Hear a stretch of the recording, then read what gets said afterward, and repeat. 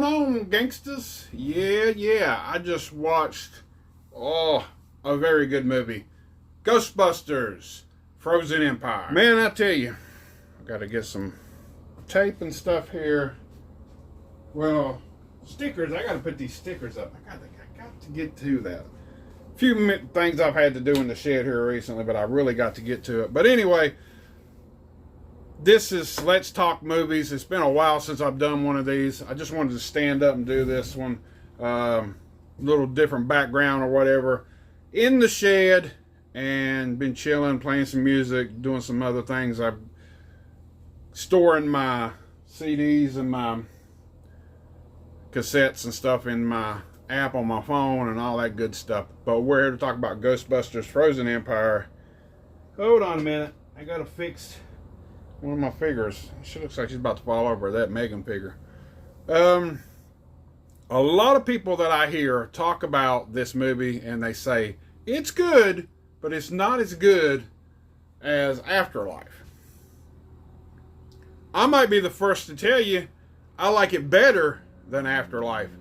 Heck, I like it better than all of the Ghostbusters put together. I love the entire thing. I think it's the best Ghostbusters movie they've had out yet. Sue me if you don't care, or you don't like it, or you don't like what I got to say. I'm sorry. But really, I really dig the movie.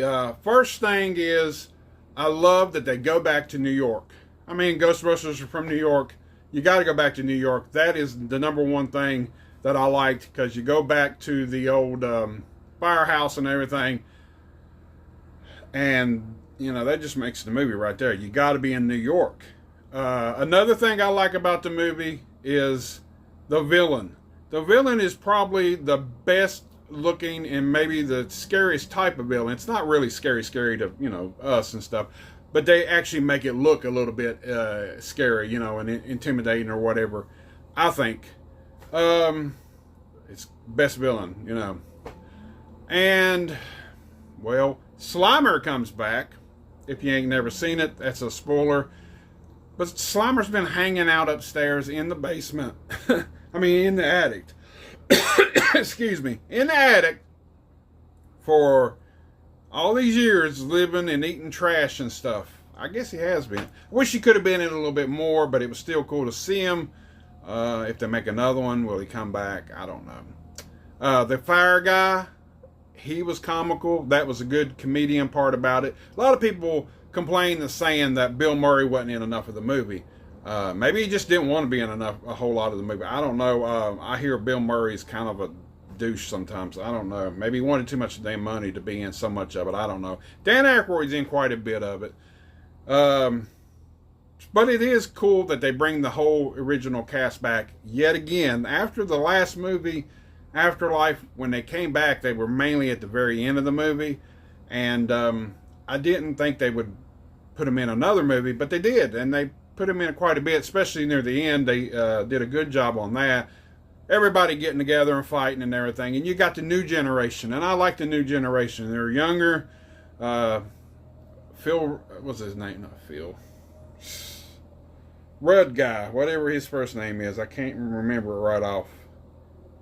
I wanted to call him Phil, but I don't know why I wanted to call him that. Paul Rudd, I think his name is. Yeah. He's really good and comedian. He's been around for so many years and stuff. He deserves the right to be a Ghostbusters in my book.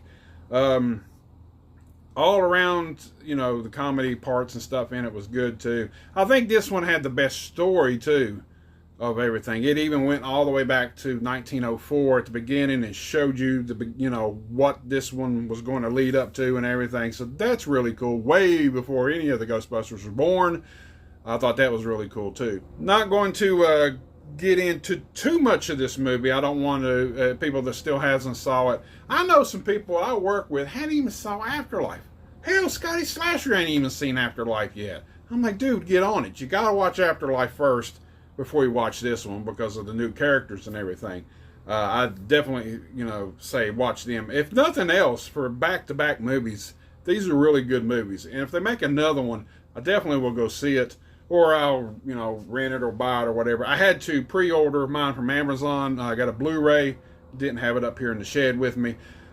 But I did pre-order it. It came out Tuesday when it was supposed to. It came to my house Tuesday, and my Walmart didn't put it out to Friday. So that's why I pre-ordered it. Sorry about the glare on the dome, and might not be the best looking background or whatever. I'm just who I am. Sometimes I do different back setups and stuff. Been working in the shed though. Got the AC on in this evening, and the day hasn't been too hot. It's been just right in the 70s, so, but it's been real good and cool in here. Turned the air off because the last video or two I did, I had the air on. I didn't think it sounded that good.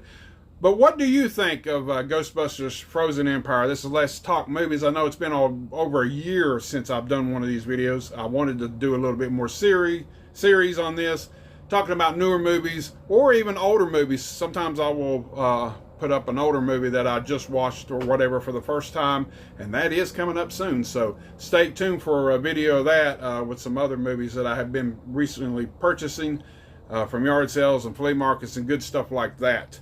But out of 10, I'm giving this a 9.5, baby. I believe it's almost perfect. I love this movie, Frozen Empire. Like I said, I think it's the best out of all the Ghostbusters movies. I'm sorry. I think they did a really, really good job of doing this and putting this movie together and paying homage to the older cast and the Easter eggs and stuff. Just great to see in the movie and everything. Did I leave anything out? All the other old guys from the cast, so like the mayor comes back. A few other people. The guy from the library comes back. The guy that, you know, at the beginning of the movie, the original, the very first movie. And the woman ghost. I love that part. I loved it. She is still there in that library. That's really cool. I thought that was really cool that Dan Aykroyd saw her. And they was running, and he had to step back and look again. And there she goes. She went crazy again and scared the hell out of him. But I just love that because you just got to be, I don't know, newer people or not newer people.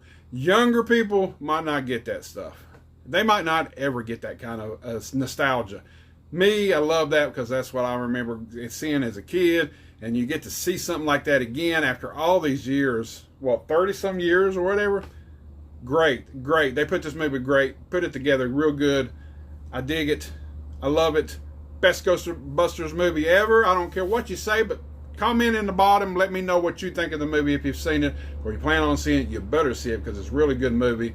And that's it for this one. Let's Talk Movies. We'll hopefully be doing more. We won't wait another year to do this. We will keep doing this a little bit off and on because on MovieJohn's channel, I do a little variety. I go to the yard sales, flea markets.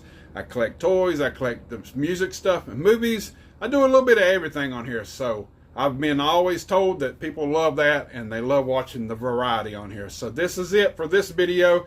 This is MovieJohn, and I'm always filming.